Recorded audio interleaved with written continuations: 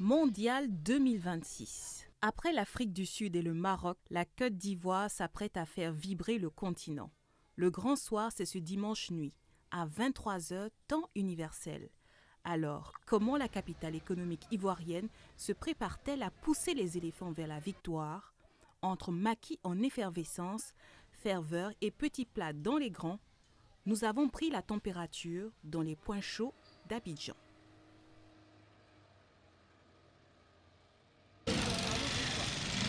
Première escale à Koumassi au cœur du sous-quartier Zoué Bruno d'Issoweto.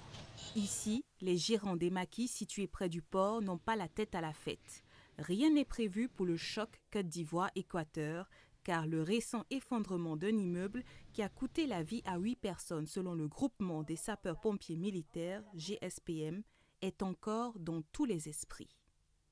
À Soweto ici, il y a un immeuble qui est tombé, qui s'est effondré, donc vraiment on est encore dans ce drame-là. Donc du coup, il y a tellement de déplacements, donc on n'a rien prévu. Contrairement à la CAN, on avait prévu des choses, mais cette année, on n'a rien prévu. Autre lieu, autre ambiance. Changement de décor à Blocos. Pour ce dimanche 14 juin 2026, les tenanciers de maquis voient les choses en grand. Décibels, frigo plein et écran géant.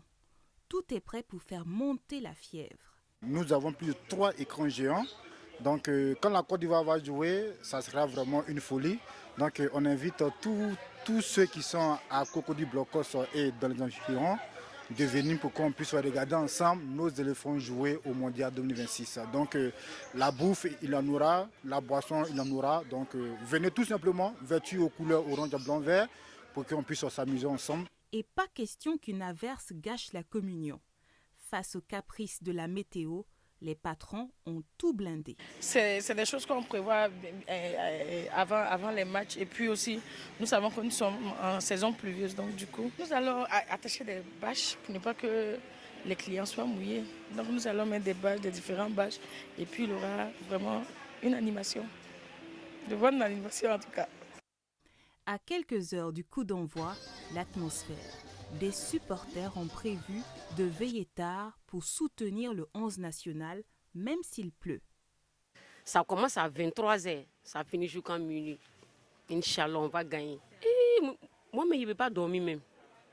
Je vais rester jusqu'à 23h, jusqu'à 1h du matin. Je suis là pour regarder le ballon. Si ça finit minuit, il va me coucher. Je vais regarder le match à la maison, avec ma famille, mes parents et tout. Un but du Ourou, Oumar Diakité. Un but de Amad Diallo et puis un but de Nicolas Pépé. Une chose est sûre, personne ne se couchera de bonne heure à Abidjan. Les yeux rivés sur les écrans, les cœurs battront à l'unisson avec Philadelphie. Face à l'Équateur, les éléphants savent qu'ils peuvent compter sur un peuple prêt à rugir jusqu'au bout de la nuit.